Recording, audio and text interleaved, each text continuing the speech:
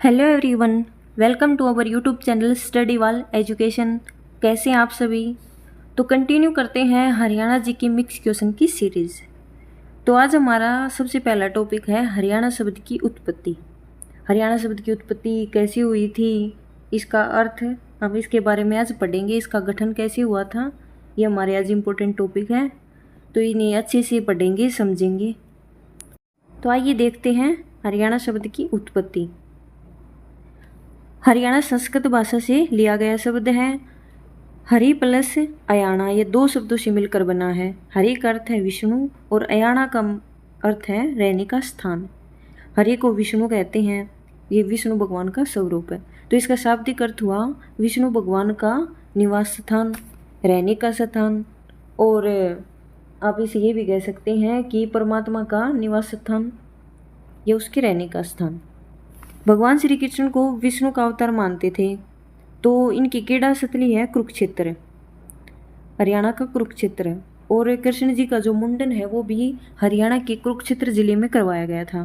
कुरुक्षेत्र। अब देखिए दूसरे शब्दों में हरियाणा, यहाँ पर रह की छोटी की मात्रा ये हट जाती है। यह भी संस्कृत भाषा से लिया गया शब्द है। इसमें हर का अर्थ है शिव और अयाणा का अर्थ है भगवान शिव का निवास स्थान। तो इसका शाब्दिक अर्थ हुआ भगवान शिव का निवास स्थान या रहने का स्थान। अब आगे देखिए, लैंडलॉक्ड राज्य। हरियाणा प्रदेश है वो भारत का एक ऐसा राज्य है जो लैंडलॉक्ड राज्य है। इसके अलावा 4 राज्य और हैं, मध्य प्रदेश, छत्तीसगढ़, झारखंड, तेलंगाना। तेलंगाना एक नया राज्य बना था, लैंडलॉक्ड राज्य। ये 2 जून 2014 में इसकी स्थापना हुई थी। तो लैंडलॉक्ड राज्य क्या होते हैं? लैंड बॉर्डर, जो भारत का जो बॉर्डर है वो 2 तरीके का बॉर्डर है। एक हो गया ये लैंड बॉर्डर, ये यहाँ पर जो होती है वो स्थलीय सीमा, ये भी कह सकते हैं पानी के साथ लगता बॉर्डर। और दूसरा होता है कोस्टल बॉर्डर, जो स्थलीय सीमा। तो ऐसा राज्य भारत के अंदर जो स्थलीय सीमा और तटीय सीमा के साथ नहीं लगता, ये ऐसे बोल सकते हैं जिसका कोई पड़ोसी नहीं होता, पड़ोसी राज्य नहीं होता।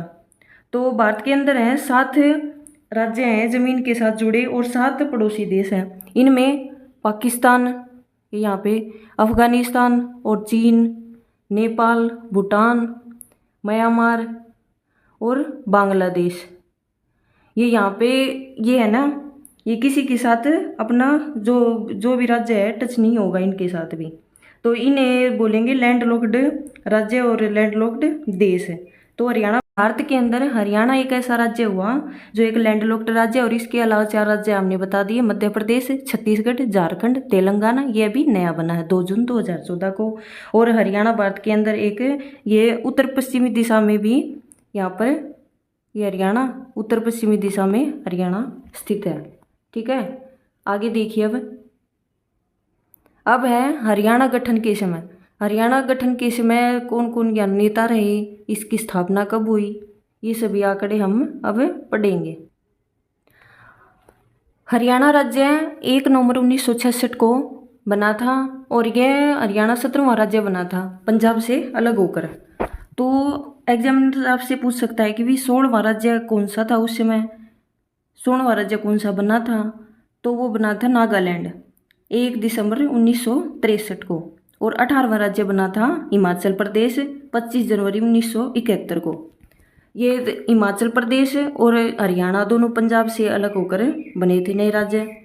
तो पंजाब के पूर्वी क्षेत्र में हरियाणा है जो अलग होकर एक नया राज्य बना, और हिमाचल भी पंजाब से अलग होकर एक नया राज्य बना। ठीक है, अब देखिए ये अब मैप में देखेंगे 1947 में जब भारत आज़ाद हुआ था, तब देखो पंजाब ऐसा, ये पूरा पंजाब का हिस्सा है। और 1966 में जब हरियाणा अलग राज्य बन गया और हिमाचल प्रदेश ये अलग से बन गए, तब ऐसा दिखता था हरियाणा। और 1966 के बाद हरियाणा में 7 जिले बन गए थे। ठीक है, अब हरियाणा का मैप ऐसा दिखता है। ठीक है, आगे देखिए अब संसद के अंग। आगे पढ़ेंगे हम संसद के अंग। तो संसद में 3 अंग हैं, राष्ट्रपति, राज्यसभा और लोकसभा। ये तीनों अंगों से मिलकर संसद बनती है। और नेताओं के बैठने के लिए 2 हाउस सदन ये दो अलग से हैं, राज्यसभा और लोकसभा। तो महत्वपूर्ण अंग है राष्ट्रपति। राष्ट्रपति वर्तमान में हमारे द्रौपदी मुर्मू है। देखिए अब हम पढ़ेंगे संसद के अंग। तो संसद के 3 अंग है, राष्ट्रपति, राज्यसभा और लोकसभा।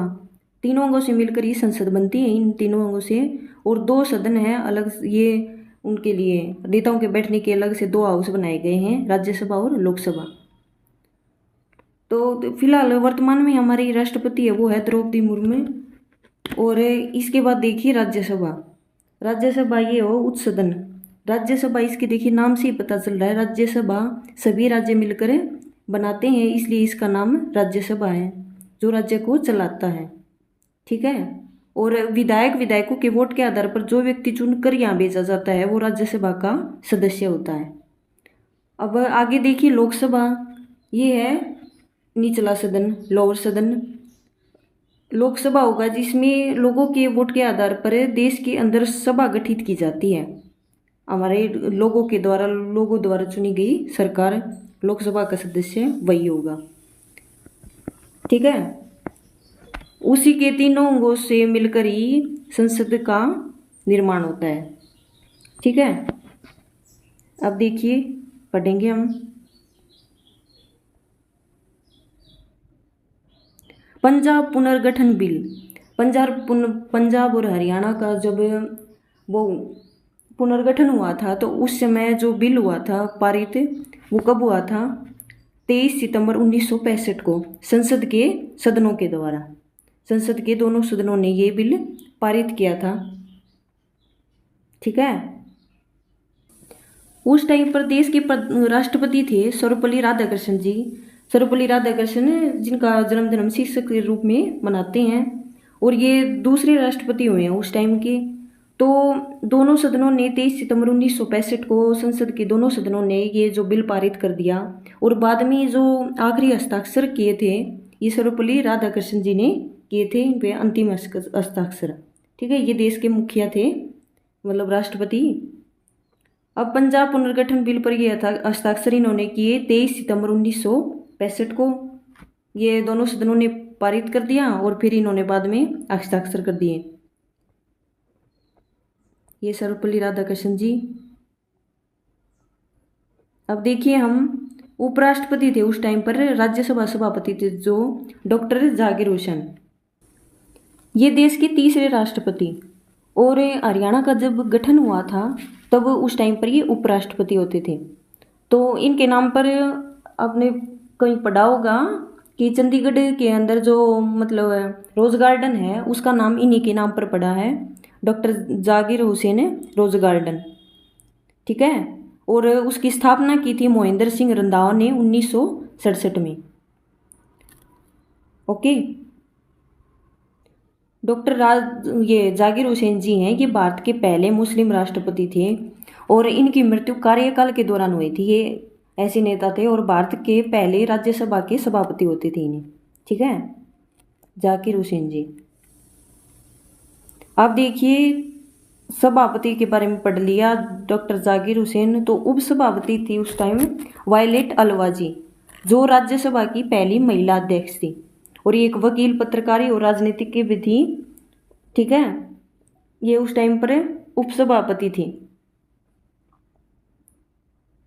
आगे देखिए जो पंजाब हरियाणा का गठन हुआ तो उस टाइम पर जो बिल पारित किया था तीसरी लोकसभा में, तो पंजाब हरियाणा पुनर्गठन का जो बिल पास होकर आया तो वो कौन लेकर आए थे? गुलजारी लाल नंदा जी। ये उस टाइम पर गृह मंत्री भी थे, गुलजारी लाल नंदा जी। पंजाब हरियाणा के गठन के समय ये बिल लाने की भूमिका इन्होंने ही निभाई थी, गुलजारी लाल नंदा जी ने। ये उस टाइम पर गृह मंत्री थे। ठीक है। अब आगे देखिए, आगे पढ़ते हैं हम। लोकसभा के अध्यक्ष स्पीकर ये थे सरदार हुकम सिंह। ये उस टाइम की बात बता रहे हैं हम जब हरियाणा पंजाब का गठन हुआ था 1966 में। और उपाध्यक्ष थे, डिप्टी स्पीकर थे कृष्ण मूर्ति राव जी। ये उस टाइम पर उपाध्यक्ष थे, डिप्टी स्पीकर के पद पर थे। और उस टाइम पर प्रधानमंत्री थी श्रीमती इंदिरा गांधी जी। श्रीमती इंदिरा गांधी जी ने कई बार ये एग्जामिनर क्वेश्चन पूछ लेता है कि रेडियो के माध्यम से ये घोषणा किसने की थी कि पंजाब हरियाणा का पुनर्गठन होगा, तो वो इंदिरा गांधी जी ने की थी लगभग 12 जून 1966 को। ठीक है, इस इन्होंने यही घोषणा की थी कि उस टाइम पर ये असल में वास्तविक रूप से मुखिया तो यही थी, इंदिरा गांधी जी उस टाइम पर प्रधानमंत्री थी तो वास्तविक मुखिया यही थी। तो श्रीमती इंदिरा गांधी ने रेडियो के माध्यम से यह घोषणा की थी कि लोगों को कि उग्र मत हो, शांति बनाए रखें।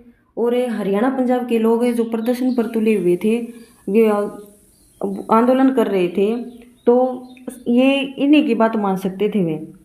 तो इन्होंने रेडियो के माध्यम से ही यही बात उनको लोगों तक पहुंचाई कि सरकार ने आपकी बात मान ली है, बहुत जल्दी हरियाणा पंजाब से अलग करने की अनुमति दे दी है।